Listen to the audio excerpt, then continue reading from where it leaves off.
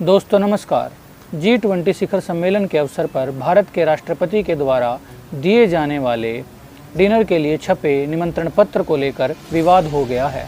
यह विवाद राष्ट्रपति की ओर से भेजे गए निमंत्रण पत्र में आमतौर पर इस्तेमाल होने वाले शब्द प्रेसिडेंट ऑफ इंडिया के बजाय प्रेसिडेंट ऑफ भारत लिखने से पैदा हुआ है।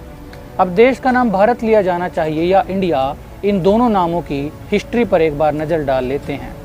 प्राचीन काल से भारत भूमि के अलग अलग नाम रहे हैं। जम्बूद्वीप, भारतखंड, हिमवर्ष, अजनाब वर्ष, भारतवर्ष, आर्यव्रत, हिंद, हिंदुस्तान और इंडिया। अशोक के शिलालेखों में जम्बूद्वीप का नाम का जिक्र मिलता है। हिंदू धार्मिक ग्रंथों में भी जम्बूद्वीप का उल्लेख है। हालांकि जम्बूद्वीप का संबंध पूरे महाद्वीप से था या किसी एक खास देश से, यह पक्का नहीं कहा जा सकता। मगर इन सभी नामों में से भारत सबसे ज़्यादा प्रचलित होने वाला शब्द है।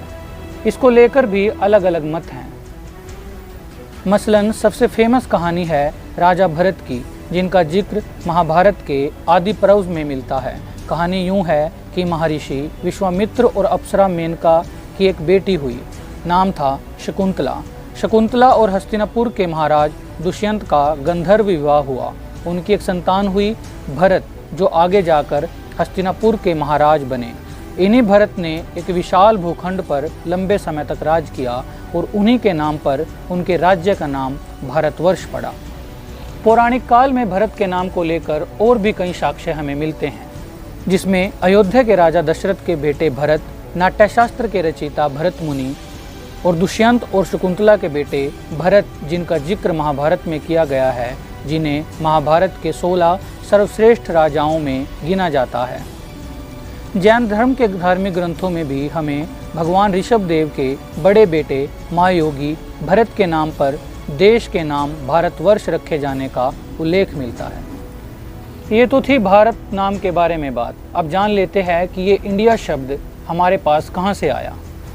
इतिहासकार मानते हैं कि सबसे पहले इंडिया शब्द का प्रयोग ग्रीकों ने किया। सिंधु नदी को ग्रीक भाषा में इंडस के नाम से जानते थे, जो लैटिन भाषा से लिया गया है। यूनान के इतिहासकार हेरोडोटस ने 440 ईसा पूर्व इंडिया शब्द का प्रयोग किया। हेरोडोटस ने ईरान और तुर्की से इंडिया की तुलना करते हुए कहा कि इंडिया स्वर्ग जैसा है। वहीं वर्ल्ड हिस्ट्री वेबसाइट के अनुसार 300 ईसा पूर्व यूनान के राजदूत मैगस्थनीज ने पहली बार सिंधु नदी के पार के इलाके के लिए इंडिया शब्द का इस्तेमाल किया था। मैगस्थनीज यूनान का राजदूत था, जो चंद्रगुप्त मौर्य के दरबार में आया था। उसने अपनी किताब का नाम इंडिका रखा। तब देश में हिंदू, हिंदवान, हिंदू जैसे शब्द भी प्रचलित थे। इंडिया शब्द का इस्तेमाल बड़े पैमाने पर तब इस्तेमाल होने लगा जब 1498 में पुर्तगाली यात्री भारत मार्ग की खोज करता हुआ भारत पहुंचा, जिसका नाम था वास्को डी गामा। जिसके बाद से ही यूरोपीय लोगों का भारत आना जाना तेजी से बढ़ा। यूरोपीय शक्तियां भारत को ईस्ट इंडिया कहती थी। बाद में भारत आने और व्यापार को बढ़ाने के लिए ब्रिटेन, फ्रांस, पुर्तगाल, डच सभी ने अपनी ईस्ट इंडिया कंपनी बना ली। उस समय जब मुगलों का भारत में प्रभाव था, तब हमारे देश को हिंदुस्तान के नाम से जाना जाता था। इतिहासकार मानते हैं कि हिंदुस्तान शब्द का प्रयोग करते हुए यूरोपियनों को बहुत मुश्किल का सामना करना पड़ता था। इसी बीच अंग्रेजों को इस बात का पता चला कि भारत की सभ्यता सिंधु घाटी है, जिसे इंडस वैली के नाम से भी जाना जाता है। इंडस को लैटिन भाषा में इंडिया भी कहते हैं। तभी से उन्होंने भारत को इंडिया कहना शुरू कर दिया और समय के साथ साथ यह शब्द तेजी से लोकप्रिय हो गया। भारत के नाम को इंडिया के रूप में भले ही अंग्रेजों ने लोकप्रिय किया हो, लेकिन मौलिक रूप से इंडिया नाम ग्रीकों ने दिया था। दोस्तों, इन दोनों नामों का अपना एक ऐतिहासिक महत्व है, इसीलिए हमारे संविधान में इन दोनों नामों को लिखा गया है। क्या लिखा है हमारे कॉन्स्टिट्यूशन में इन दोनों नामों के बारे में? इंडियन कॉन्स्टिट्यूशन का आर्टिकल 1, जिसमें पहले से ही इंडिया और भारत दोनों का एक साथ प्रयोग किया गया और कहा गया है, India that is Bharat shall be the union of states, यानी भारत जो कि इंडिया है, राज्यों का एक संघ होगा।